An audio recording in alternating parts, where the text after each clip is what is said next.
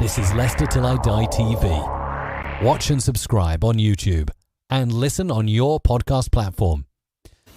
Hi everybody, Jerry Taggart here. Now be sure to watch Chris and Leicester Till I Die TV by subscribing on YouTube and following them on social media for all the latest Leicester City news and information. Come on you foxes! Strap yourself in, because we're set up, switched on and ready to go.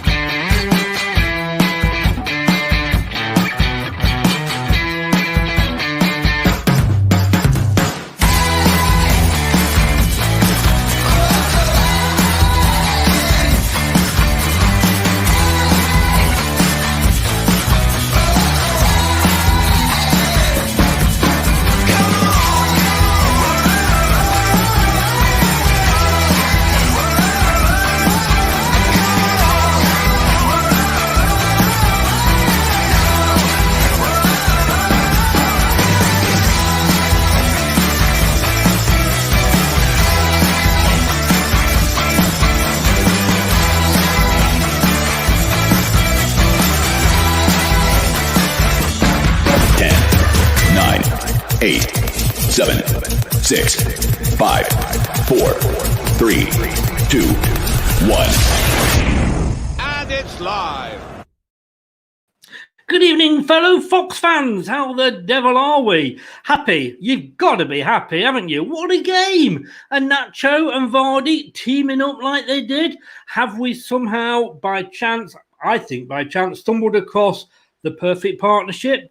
Vardy's role going to be changing a little bit. Nacho gets a hat-trick. First in Premier League football. Perez has the best game of the season for me. Ooh, so much to talk about. But tonight, because we've got one game a week, Tuesday nights are going to be an open forum. So you can dictate what we talk about. You can ask the questions. You can set the tone. You can start the conversation off. You are watching Leicester Till I Die TV. This is the football. You are watching and listening to the football show on Leicester Till I Die TV with Chris and Chums.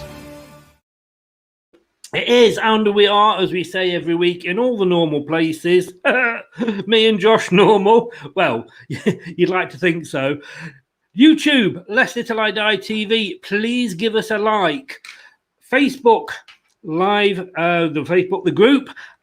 Stick your comments on, and Twitter and Periscope at Leicester TID. Oh, so much to talk about. So happy to be here. What a win. Let's see what Josh thinks, and let's bring Josh in. Good evening, Josh. Good evening, Chris. You right, pal? Yeah, all we needed was to score a goal from a corner, and it would have been the perfect match. It'd have been the icing on the cake, that would, wouldn't it? Yes.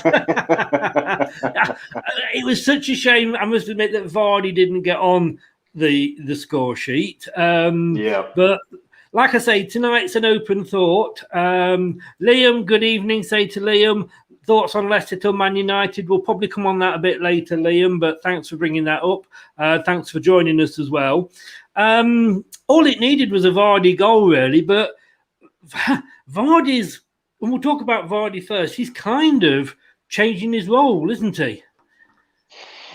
I agree with you, mate. I thought his performance on Sunday deserved at least a goal, maybe if not two. He did everything right. I know, he missed a couple of what you'd say were easy chances for him, which we've seen him dispatch many times. But his all-round gameplay, I thought, were absolutely superb. And had Nacho not got a hat-trick, I'd probably put Vardy as man of the match. He was absolutely, he were everywhere, running channels. He were getting back defending, and it was sort of like it seemed like a bit of a relief for him that he had Nacho up top with him, rather than it sort of seemed like it was taking the burden off him. Him as our main sort of goal scoring threat, and obviously Nacho in the right place at the right time, and it just worked so well on Sunday. It was really good to see. It was fantastic. I mean, we've kind of stumbled into that because we've tried the pair of them up front before, and previous managers have done it, and it hasn't really worked.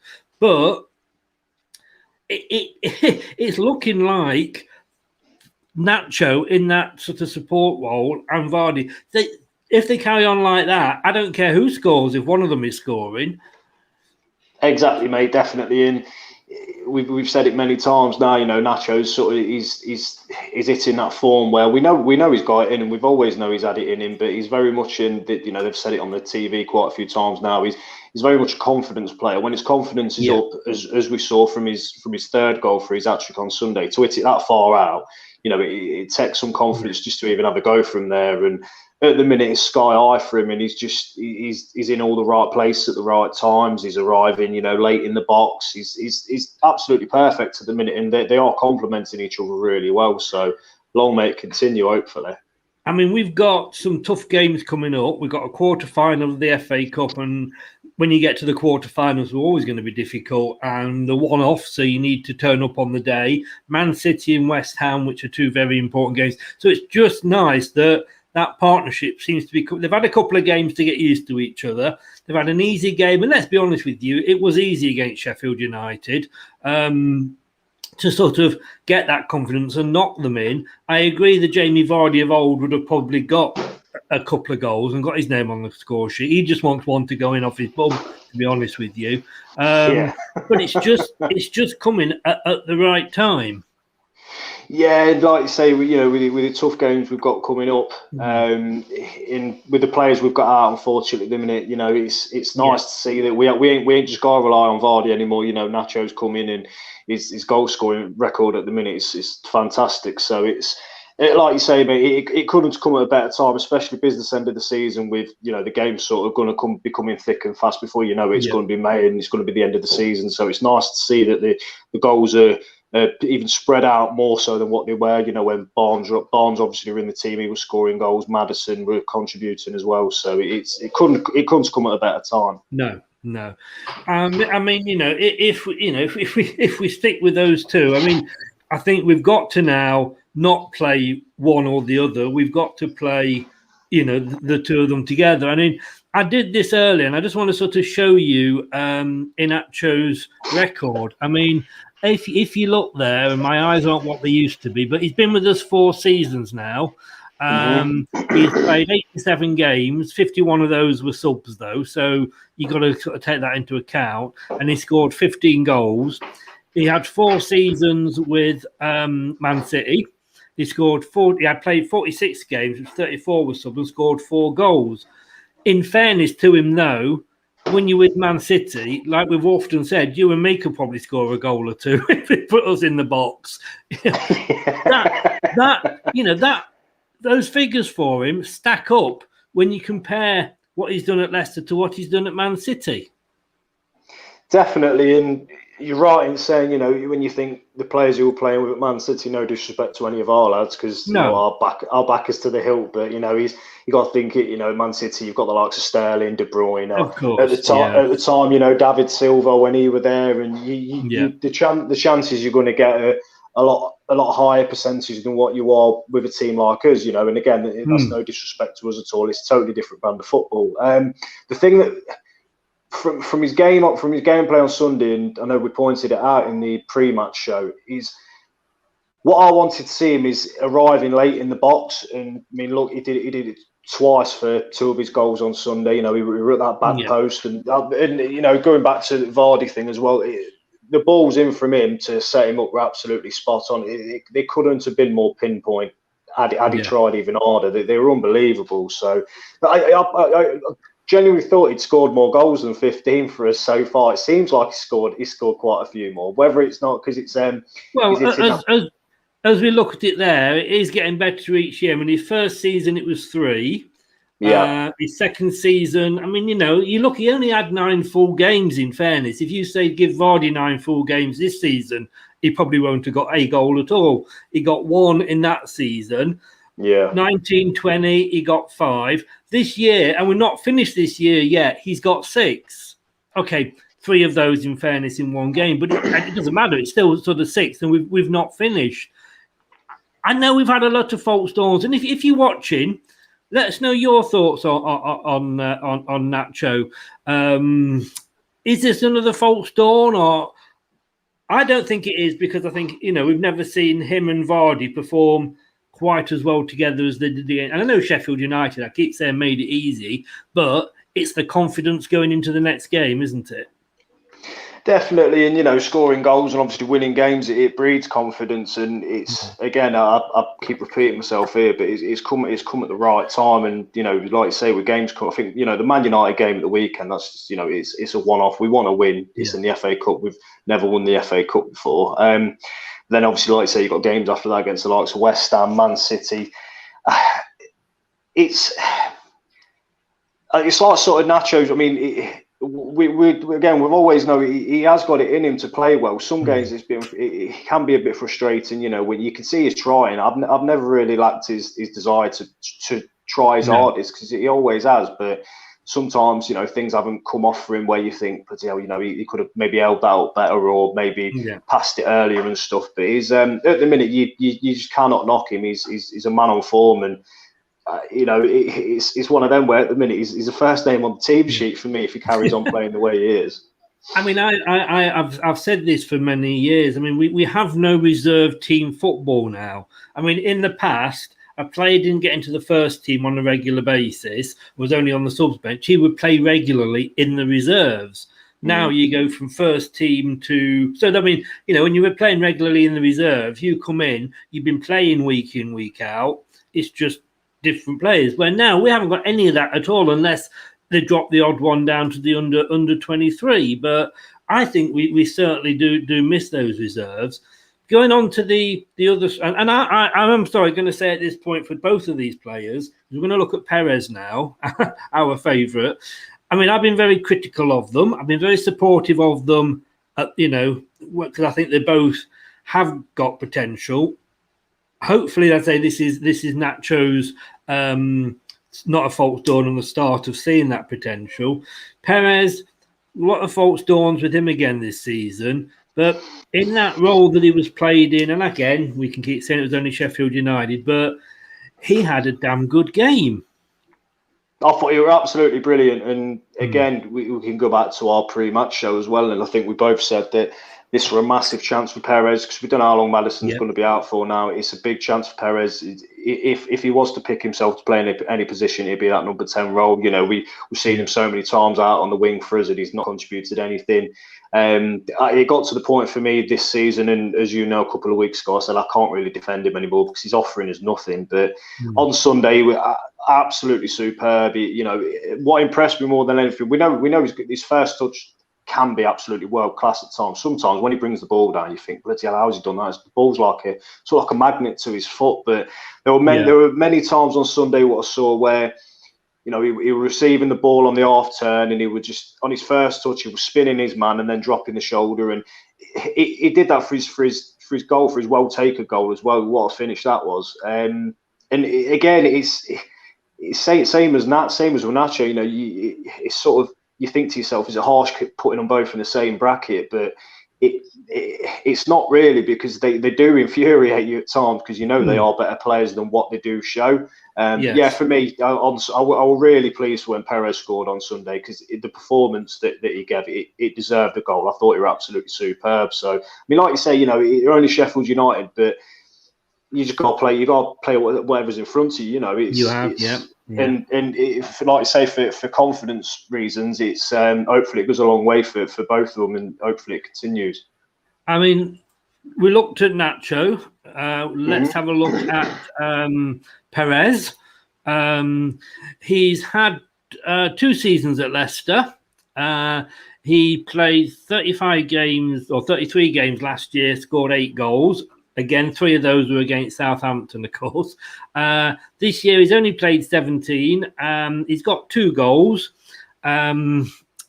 When he was at Newcastle, he had 4 seasons. And this is the surprising thing. He played 123 times, including 34 as sub, and he got 33 goals.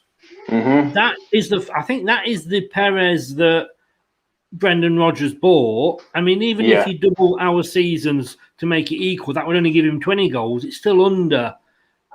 Is it because he was played out of position? Like I say, we don't know how long Maddison's going to be out for. If he can play every game going forward like he did against Sheffield United, and I know it's asking a lot with who's coming up, but it's his chance to put a marker down and say, right, Maddison, you've got to fight for this place back. It is definitely, and you've alluded to it before. Brendan's not sort of the manager that will bring back players that have just come back from injury just because of the name. Like you say, hopefully Perez he carries on this form like he did on Sunday, and there's a massive chance he won't. He's done this before where he's had a couple of good games and then he's sort of gone missing for a few. But hopefully that's sort of been put to bed. I'd like to think that he seemed like the sort of player that knows that before his injury, his performances weren't good enough. You could sort of tell in the way, when he was substituted in many games and he came off and he looked really disappointed with himself more than anything because, again, he sort of, like he showed on Sunday, he can offer so much more than what he has done this season. And I think it can. I hope it could continue because I really do like him. I think he gets a lot of stick for the price we paid for him, which is understandable. I think what we were 30 odd million we paid. And one of my friends is a big Newcastle fan, and I was asking him at the time, when we signed him, I thought it was massive for us. Really, and it sort of come out of the blue. I don't think there were any speculation in the days prior to him signing for us.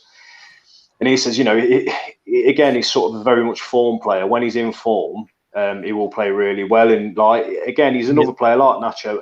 He tries so hard and he puts a lot of running in. And it's easy to say that, you sort of expect that from any professional footballer that's on a very good amount of money a week. So it's the least you expect. But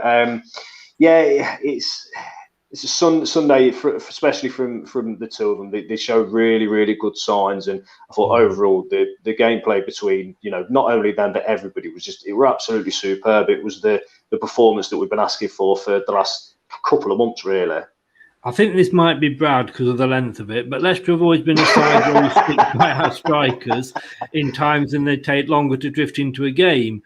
Nacho has been given more chances with the switching formation and injuries. Nacho is looking every bit the striker we spotted playing with Man City. He is, and with, as you just said there, Perez was, he looked on Sunday, he looked the player that we signed from Newcastle. And those three, how often have Vardy, Nacho and Perez all played together? Not that often, Not all three in one. Yeah. And yet, it looked, and as I say, Sheffield United, but it looked like they had been for a while. Aaron White, good afternoon. Good afternoon. When it's afternoon, I say evening. When it's evening, I say afternoon. I've just no idea. I've no idea what time. I'm on Australian time, something like that. Problem is, Aaron, that Perez is not a winger or a striker, and that is where we've pretty much played 90%, 99% of the time for us. Aaron, good evening. You're quite right. I think he's got a point there, Josh. Definitely, and I think when he was at Newcastle, I remember he had a really good season when he, I think he was just playing in behind when they had Salomon Rondon up front, and I think he was just sort of playing like the number 10 role, and from what I remember, and he's sort of got a decent number of goals and assists. It's a shame really that obviously it's a position where if God forbid, Maddison's out for a long time, then if Perez plays the way he is, then I've got no worries about that number 10 role because he can sort of make it his own. But obviously Maddison is Maddison. He's without doubt again. He's one of the first names on the team sheet, and he can pull magic out of anywhere. So Perez is in a bit. He's a sort of player that I can't imagine he'd ever moan whatever position you put him in because he just wants to play. But he's definitely, as the comment just said, he's definitely more not suited really as a striker or a winger. He's in that number 10 role. It's just a shame we've got somebody who's potentially world class already sort of in that role. So and of course, let's not forget we've got Pratt to come back as well. Yeah, exactly. Yeah. But next season, hopefully we're going to have Premier League, the FA, the Carabao, and Champions League. There's going to be a lot of games coming up, and we are going to have to slowly build that squad up and make it a bigger squad. You're probably too young to remember the Lineker-Beardsley partnership for England. And whenever anybody says to me Peter Beardsley, I always think of a striker because he always played up. But if you look at his goal scoring, he scored very few goals, but he set up so many for Lineker. When they played together, and if that's the role that Vardy's going into, I'm quite happy for that as long as he's laying it on to somebody to pop it in. I mean, definitely. Look. I mean, this is Alan Shearer's team of the week here, and you've got both of those two players, Perez and Nacho, in that team of the week, and that's coming from Alan Shearer. I can see why Sean Dyche has got the manager, but you can't. That shows really how far those, or how sort of game those two had on Sunday. Exactly, to put them in the bracket with some of the players in there as well. If you'd have said that this time last week that Perez and Iheanacho would be in the team of the week for Alan Shearer, I think you'd be left scratching your head wondering what was going on, wouldn't you? But, we'd be carting you away in the men with white coats. Yeah, definitely. But again, it just goes down to the way they performed. They were absolutely superb, and literally every single time we went forward, it looked like we were going to score or come extremely close to scoring. So it definitely testament to the both of them. And again, Vardy on Sunday, and I'll reiterate it, he was just absolutely superb. And as you said a minute ago, Chris, if Vardy's sort of going to not, if he's going to play that more of a role where he's happy to come out wide a bit more and assist, then if he carries on that way, then long may it continue. Because I'm more than happy for him to stick around for the next couple of years doing that. That's for sure. I think he will do, and I think, like you say, we will. He's obviously getting on a little bit, so his role is going to have to diminish a little bit. Stefan, the Villa wannabe Leicester fan, good evening. Thanks for joining us again. It's you toe back again. Not toe just back. My toe, my whole body. Welcome, Stefan. Mad Jason, good evening. Thanks a lot for joining us. How the devil are you, sir?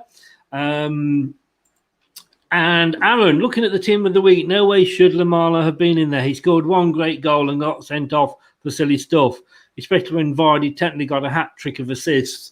It's a good point, but you've almost got to put him in there. I don't know if you saw the Lamela goal. I didn't. I had to go back and watch it on catch-up. But, my God, it was an amazing goal, didn't it? You only need to score one of those in your whole career. It was unbelievable. I think at first... it was sort of like did double take. I couldn't actually believe what I saw. And, a lot of people say, well, it's luck. But, to even attempt something like that, it's, you want to have a bit of an element of luck about it. It were absolutely superb. And as you say, you can sort of see why he's in the team of the week just for that. It were absolutely fantastic. Yeah. Good evening to Michael. Thanks for joining us. He said there'd be plenty of goals against Sheffield United, and he was right. Mad Jason says here, what happens when Barnes comes back or Maddison? Because two up front is good, and also if Oyers is playing well, then why swap for Maddison? Well, I'm a great believer in this, and I think you are with me as well, Josh, I'm sorry, whoever's got the shirt, it's theirs to lose. Now, if Perez is playing how we know Perez has been playing most of the season, as soon as Maddison or Pratt are fit, they come in for me. But if he's playing like he played on Sunday, week in, week out, now they're going to have to sit and wait.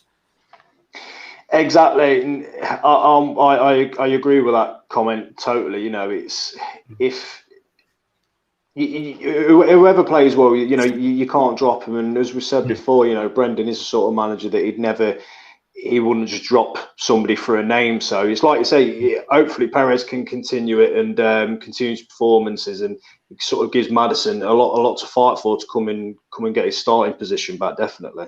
Moving forward then, I could talk about a 5-0 win till the cows come home, but we've got a small matter of the FA Cup on Saturday, and we are going to be doing a watch-along. So guys, if you want to join us, we'll be doing the pre-match as per normal.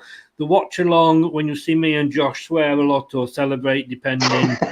As after our last one, which was the Arsenal defeat, we might be the unlucky charm. But Liam said earlier, thoughts on Leicester versus Man United. Now, to be honest with you, it's going to be a tough ask because of Man United are obviously a completely different proposition to Sheffield United. But if our front three are on song as, Vardy, Iheanacho and Perez were, I can see them causing Man United a few problems at the back because they like to come out Man United.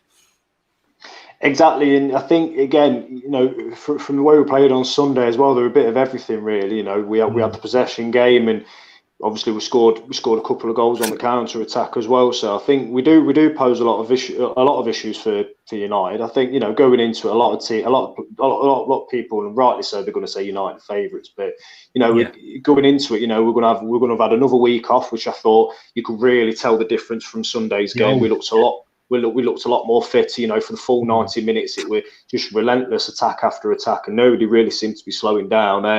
I think another thing that goes in our favour as well, they've got a game on Thursday in the Europa League away as well. So, I was just checking that actually. Thank you. Yeah, so that's sort of something that goes in our favour as well, and it's going to be one of them where Ollie's going to have to sort of rotate one way or the other. I suppose it depends what sort of competition he thinks he's got the biggest chance of winning in. It's going to be interesting Sunday. It's going to be tough, but I think, like you say, we've definitely got enough in us to pose them some real hard questions. So hopefully we can take advantage of the things that are in our favour.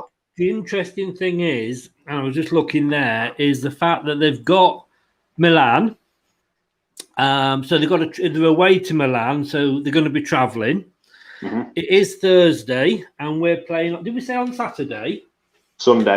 Sunday we're playing. I can never keep up with these. Every time I write it in my book here, it changes. Sunday, but they have got that game. They are away from home, and the thing is, it's 1-1, which means Milan have got the away goal, and away goals count at the end of 90 minutes. So in that 90 minutes, they've got to really go for it. They can't just sit back and take it easy. They've got to go. Let's hope, and I wouldn't wish injuries on anybody, but let's hope they absolutely knacker themselves out. Fingers crossed, it'd be nice. I think, like you say, they've got to travel to Milan. Obviously, you got to think, they get back early hours Friday morning. I'm clutching at straws. I'm just thinking of literally every positive that I can going into the game. Then you think like they're going to have what? Are they going to train on the Friday? They've got to probably travel down to Leicester on the Saturday. I don't know if they stop overnight or whatever. So it's got a lot of travelling from. So it's again, I'm just trying to think of things that can go in our favour. The thing that will go against us is, and I haven't got it handy, the actual stat, but since we've got promoted back to the Premier League with the Great Escape. Every time we've played Man United, we've only actually beaten them once. I mean, it was a 5-3. It was an amazing game, but they have punished us every single time we've played them since, including, of course, the winner takes it all last game of the season, last season. So that, like I say, every time I look at it, it's like our bogey team. But we've done so much this season when we've broken through those glass ceilings that have always been there, stopping us. David, David says he can't get any sound. Can you not hear us, David? Anybody else? Can everybody else hear us? I mean, we can hear each other. So I don't know, but I'm going to put this question out here because I've mentioned this to you before, and I know you're going to hate me asking this, but this is going to be a Daddy Chips question here. And that is, would you take a top 4 position and in the Champions League next year, which we've already done in fairness, and you'd have to question whether we could do as well as we did last year, of course, last time depending on the draw, or would you sooner take winning the FA Cup? Everybody that's out there watching, let us know what you would do. And you can't go, oh, yeah, I know we all want to win every game. I know that. Don't cop out. I won't put it up if you say we want to win every game. Daddy Chip, you've got to go for one. Personally, I would go for Europa League and winning the FA Cup. That would be my choice because I'd love to see us win the FA Cup in my lifetime. You're a lot younger, Josh. You probably will have a lot more chances to see us win the FA Cup. But what would you do? It's a tricky question, and obviously, you do want a straight answer. I'd go with you, mate. I think I'd rather get the FA Cup purely for the fact that it's obviously it's competition we've never won. We've made the final out of the most teams, and we've never won it. I think it's a good. This season it's a good opportunity for us to win it because we've shown we can take on the so-called Big Six, Big Four, and beat them. So especially in a one-off game, we can do it. So I think I'd definitely go for an FA Cup win, and I think even if you win the FA Cup, you get Europa League anyway, don't you? Is that correct? I think you get the Europa. Yes, yeah, but it would still be nice to finish fifth, wouldn't it? Yeah, definitely. But I'm with you, mate. I think at the minute we're sort of in the position where we look like, even if we build on it in the summer, we look like a team that is going to challenge for the top four for the next, God knows how many seasons. Fingers crossed. But I'd love a trophy this season. I think it'd round off what's been already, a fantastic season for us. If we were to win the FA Cup, and it'd be unbelievable. So it's showing progression, isn't it? Really, exactly, yeah. And I'd definitely go for FA Cup because I think we've got many more seasons to come where we can challenge for top four for the next few. Well, God knows how many seasons. So definitely FA Cup for me, pal. David, I'm surprised, but I agree with you. David, you're an older bugger than I thought you were. Well, you were there in 47. Wow. 61, 63, 69. Can I just say that I was actually born in 1961, so I could be the curse there. And let's get rid of this always the bridesmaid, never the bride. We've been in it more times than any other team not to win it. It just would be nice. I mean, taking off the rose-tinted spectacles a minute, or blue-tinted spectacles, I think that a lot of fans, with no disrespect to anybody, because we all love the badge, we all want the team to do well. If we get into the Champions League again, I don't think we would do as necessarily as well as we did last time. Let's be honest with you. In the Champions League, when we qualified, we got a fantastic draw, as we did in the Europa League this year. We could get the group of death next time. But I mean, as Aaron said earlier, Champions League, everything that comes with it. Of course, you've got the money. Of course, you've got all that. But if we're out in the first round, after group stages, it would be very disappointing after what we achieved last time. We're not necessarily going to get to the quarterfinals again, like we did before. So that's why I wonder whether it will come too soon, or does it ever come too soon? You know what? I'd agree with you that maybe it'd come too soon had we not won the Premier League 5 years ago. And I think having that experience, we know a lot of players from the season when we were in the Champions League that they've moved on and such. But it's so hard to say. But I think because of the season we had last season, again, I know we fell off at the end, but to still finish fifth was unbelievable, really. I think if we do make top four this season, I think it all sort of depends on who we can bring in the summer, if that makes sense. And again, that's no disrespect on the lads this season, because I think every single player is apart from we've mentioned Perez at times, but everybody's putting a massive shift. But I think, like you say, I think the reasons last time we did so well is because we've got to be honest, we did have a favourable group stage draw, really. I know obviously because we won the Premier League, we were one of the top seeds. Whether you finish second, third, or fourth now, I don't really know how the seeding really works, but you are guaranteed to get a tougher group stage. But I think it's sort of it hinges on what sort of quality player we can bring in the summer. I think it all depends on that, really. But if we do get top four again next season, it'd just be a case of, well, at least we're back in it. To think that this time 10 years ago, if you'd have said, you're going to be in the Champions League twice in the space of 5 years, nobody believed you at all, would they? So would you have believed we would be sat here discussing whether do you want the Europa League or do you want the Champions League? We have to sort of look at it and kind of pinch ourselves somewhat, but there's some good points made here. I mean, just going back to Aaron, David said there, and you made the point as well, we would need a bigger squad. Yes, we would definitely need a bigger squad. Although, having said that, we've got a lot of youngsters that, we don't think of that would expand that squad, and we've got quite a few out on loan that are doing very well. The guy at Luton, the young lad at Luton, looks like he's going to be a amazing player, and when we have him back next season.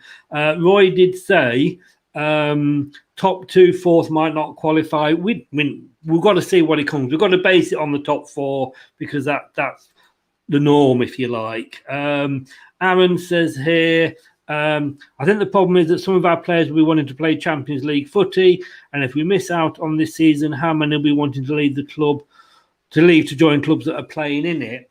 I think if we're in the Europa League, I think the players will stay with us. And accept that, when they came to Leicester, how many of those players would have come to Leicester thinking, I'm going to get in the Champions League with this club?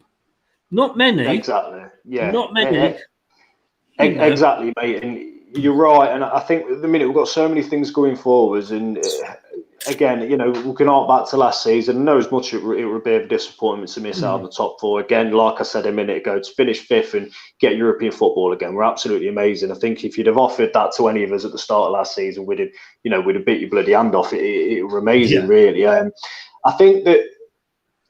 Whereas I agree to a certain point with that comment, we're seeing obviously Ben Chilwell, he wanted to leave because, Chelsea coming for him and he wanted Champions League football. But I think we've got the players at the minute where they can sort of see that we are really building something, with Brendan at the helm, and he's bringing in players that are doing fantastic for us. And again, if we do miss out on top 4, it'd be disappointing again. But at least, we've been in the conversation all season.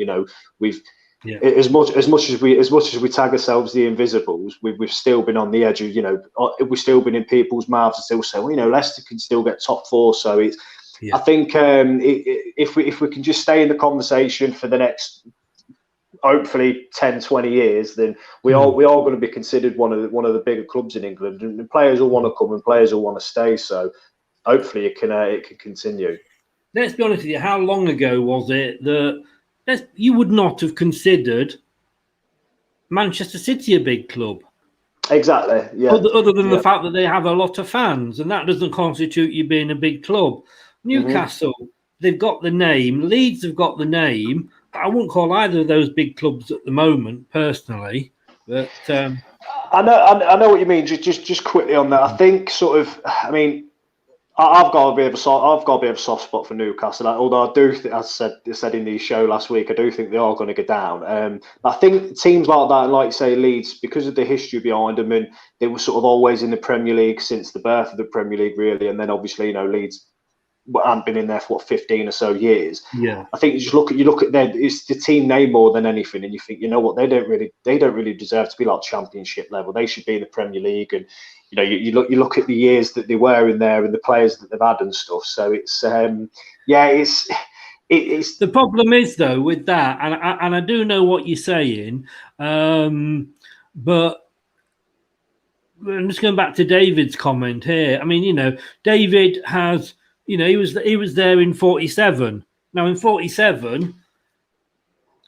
Preston North End were one of the biggest clubs in the country. Blackpool were one of the biggest clubs in the country. Bolton Wanderers were one of the biggest clubs in the country. Does that still make them a big club?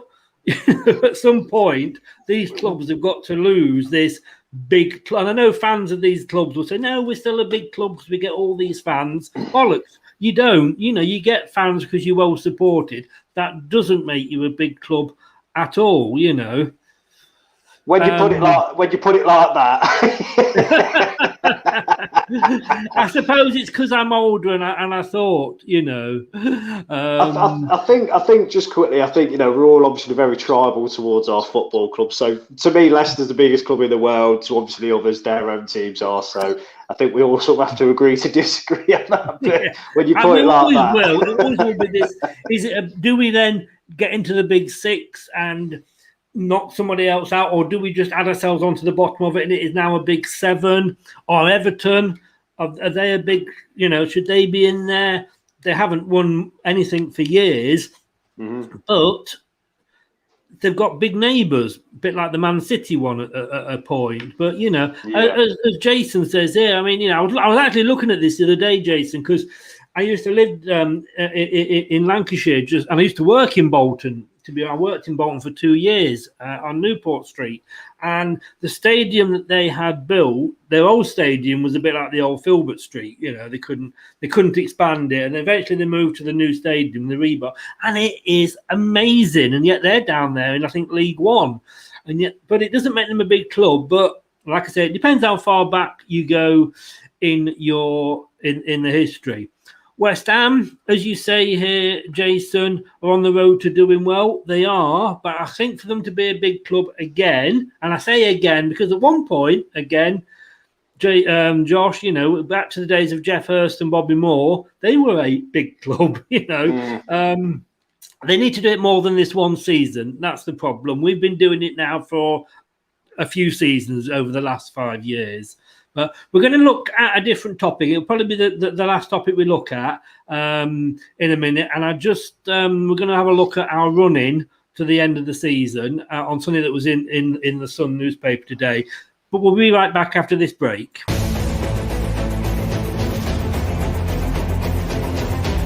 It's the Leicester Till I Die football show with special guest Jerry Taggart. Indeed, it will be next Tuesday, 7 o'clock. Joining us for half an hour will be the legend himself, that is Jerry Taggart. Hopefully, he will be bringing an interpreter along. I've got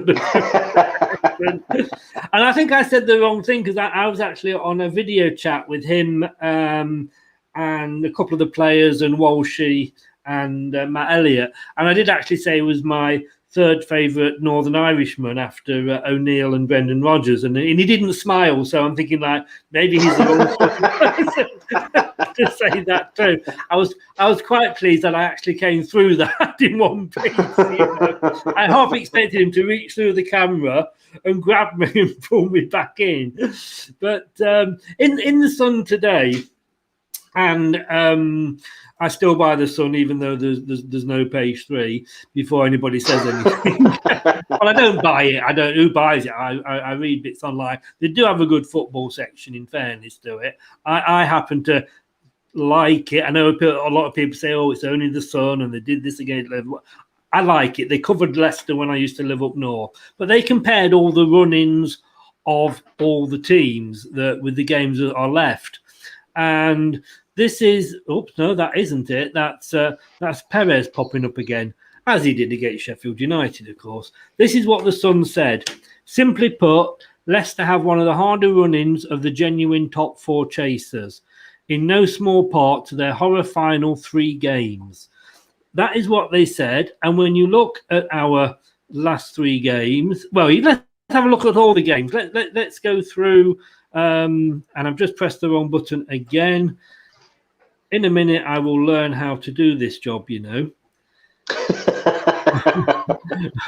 got forgetting Man United because that's the FA Cup. So we're going to look now at our run-in for the last part of the last third of the season, if you like. Starting off with Man City at home, and that's not going to be another 5-2. They had a bad start to the season, and we know the form they're on at the moment. Yeah, I know, and I think them losing the other week. Well, it was Man United that beat them, so it was a big game either way. It's one of them games where like you say, you're looking at Man City at the minute, you're thinking, God, they just look unstoppable. But stranger things have happened. Who'd have thought we'd get to their place at the start of this season and win 5-2? So I think a lot of people are sort of saying that it's potentially it's a game that we're going to lose, but I don't know. I could see us sneaking a draw out of that. To be honest with you, I think if we can get a point in that, it'll be a massive statement for us. And I don't think we'll struggle as much as what people think in the Man City game. I think we're going to surprise quite a lot of people. I'll take a point now. If you're offering me a point now against Man City, I'll take it. David, amazing. 88 in February. Congratulations, mate. Well done. Oh, blimey, bloody hell. The two fat ladies, eh, David? Well done on getting that, mate. Not calling you a fat lady, David, but well done, mate. And for all those 88 years, he's supported Leicester, and he remembers all the finals. David, it's a pleasure to know you. It's a pleasure to know you. So, and then of course we've got West Ham, which again is an important game because I mean they're one of our rivals at the moment. I think, you know what, I'm more worried about the West Ham game than I am Man City. And I know that sounds crazy, but going into that, it's going to be that is a massive game for us. And you sort of think, I don't know how many points they are. Nobody's going to catch Man City. Let's be totally honest. Yeah, exactly. We're not going to win it. Man City are that far ahead. It would need an implosion bigger than Kevin Keegan when he couldn't believe it and did all that. So we've got to look at Man City being a contender for our place in the top four. And I think, you know, if we sit there post-match and it's Man City 2, Leicester City 0 or 3-0, I think we'd probably sit there and go, yeah, you know, that's a game that I've got down as a loss. West Ham, it is going to be a 6-pointer. It's massive. It really is. And you sort of think by then, you know, it's you beat them and then you extend your points advantage over them by another 3 points. And then, I mean, I'm not sure what their running's like, to be honest with you, but going into that, I think it's one of the games where if we are to beat, not as hard as ours, to be honest with you. Yeah.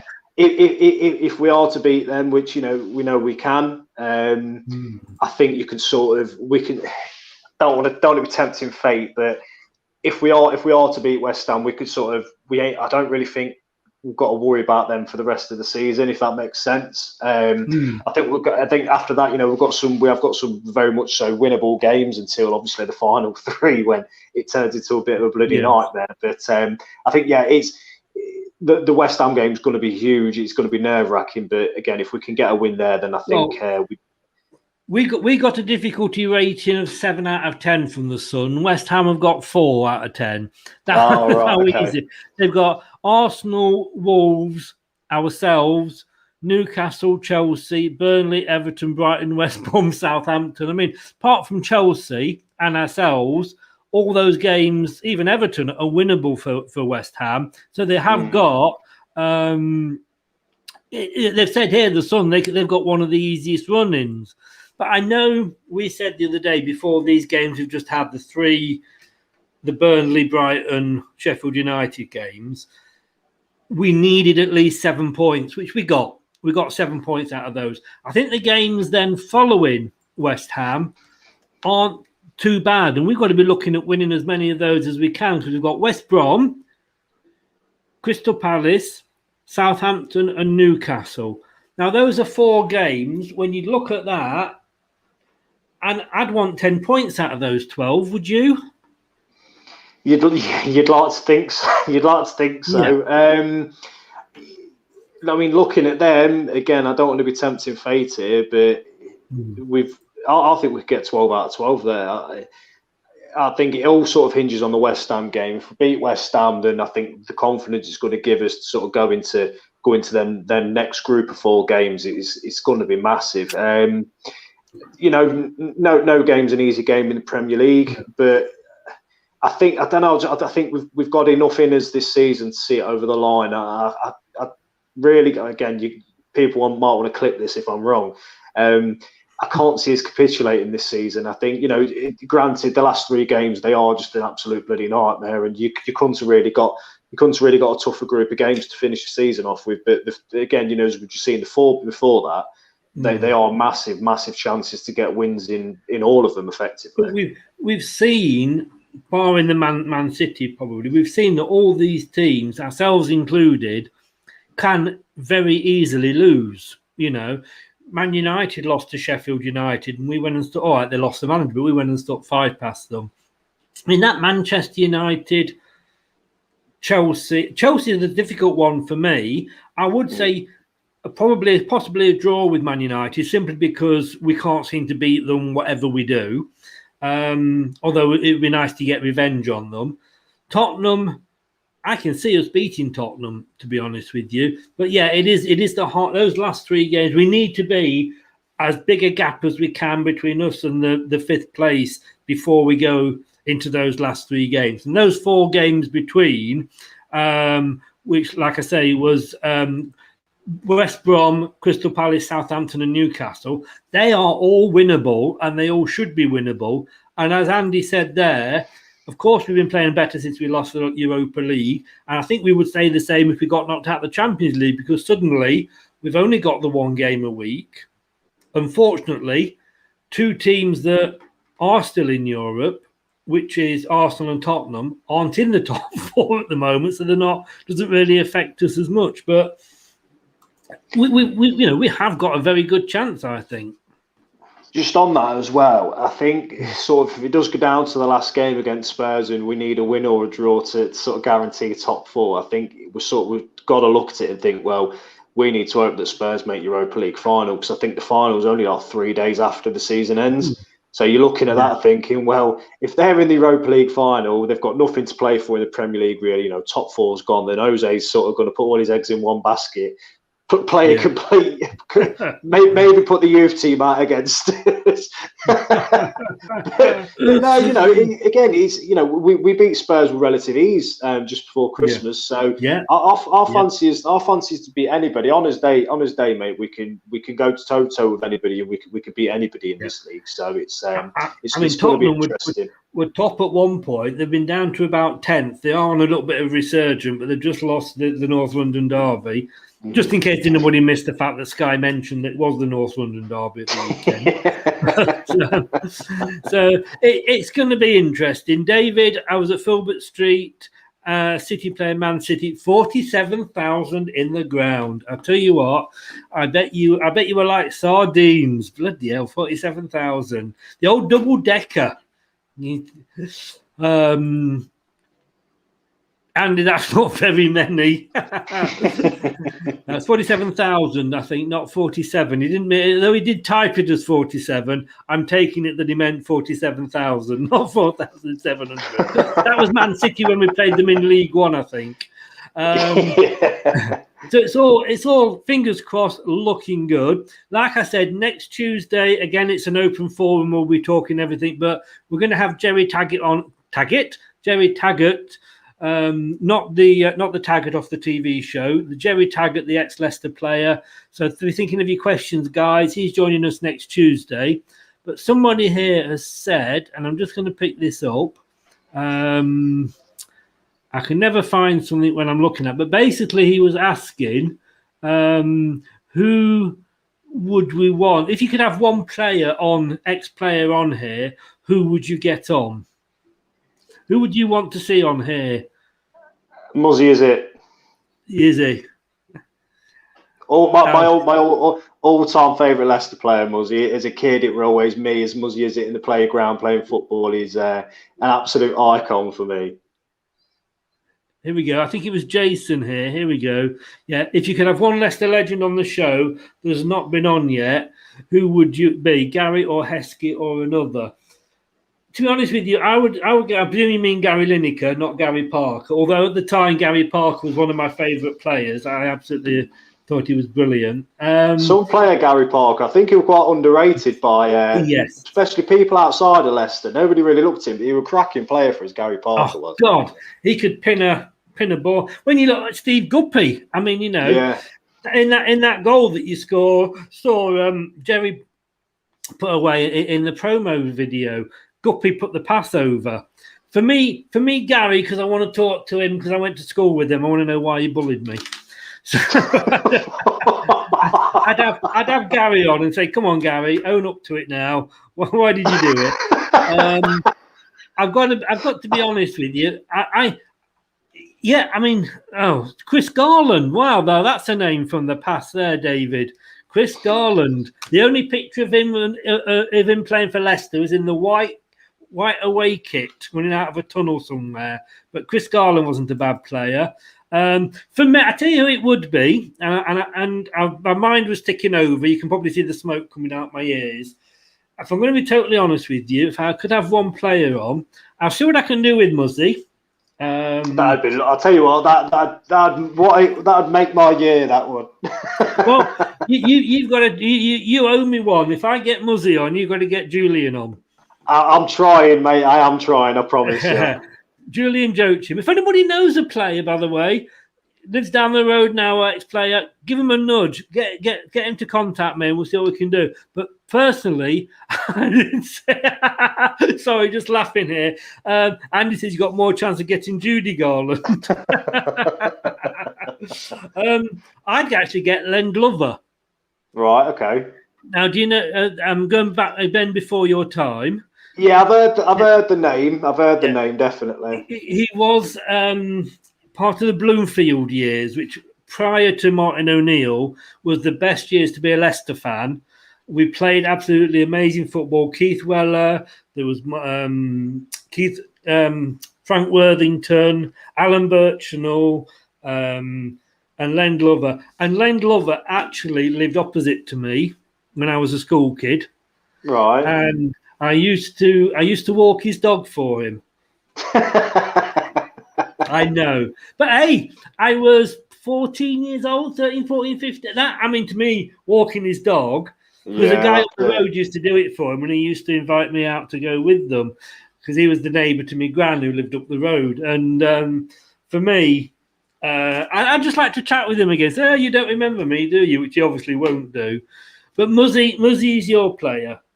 Without doubt, mate. I think it just for me the ultimate midfield. Since I've supported Leicester anyway, it's absolutely superb. He's an absolute icon, especially in my household. Yes, yeah. Well, we got Matt Elliott has actually done a little bit of a promo tape for us that comes up at the end of every show, and he's very much tied in with Muzzy, is it? So we'll see what we can do with that one for you. That'd be amazing. I'd be starstruck. Do you know what? I've just realised what I could do is say, got Muzzy, is it on? But I can't fit you on, Josh. He's going to come on another night. You know what it was? It's just reminded me, there were a few years ago now, there was a charity football match in village next to us, Ashford there. And they had Jerry Taggart were there, Steve Walsh played, and then Muzzy Is It were there. And I was just looking at him, and my missus was saying, "What are you looking at?" And I was explaining to her, I was like, Muzzy Is It, to me, as growing up as a kid, you were an absolute god. Yeah. And she says, "Why do you go and ask you for a photo?" I was like, "No, I didn't go up to it." See, and there you are, aka Tyson Fury. And you daren't go up and ask for a picture. The thing is, as well, I remember he had a load of people around him all asking for photos, and I thought, I don't really want to bother him, so I just I sat there and watched him pinging balls about like it with the late 90s. It was fantastic. I would love as well. Unfortunately, he can't while he works for the club. But I'd love to have Alan Birchnell on. Yeah, Birch. Yeah. You know. Yeah, but he sees if you see Joachim, Andy, give him a nudge our way. Tell him to get on to Josh and get things sorted. David Norman Plummer was the manager. My God, I don't know him.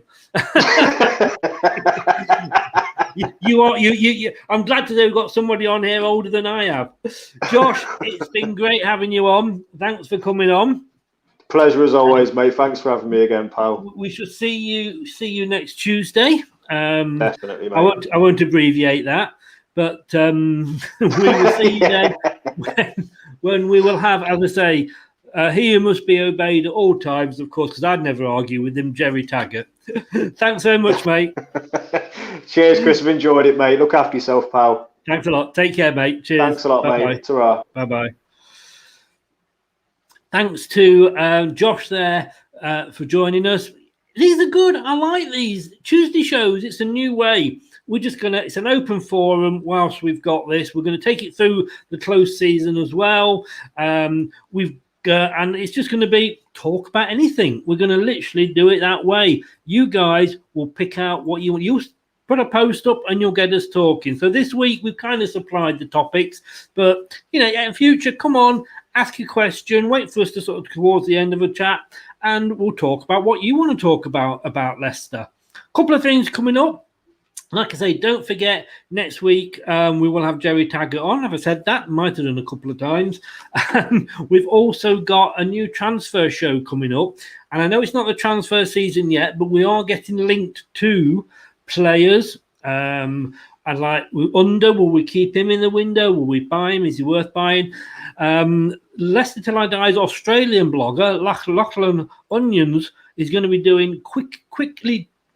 Can't get me done to say I should have put my other set of teeth in. Lachlan Onions will be doing a transfer special, 5-10 minutes, looking at a different player each show and what he thinks, whether we should sign him or not. So that's some little short 5-10 minute transfer specials.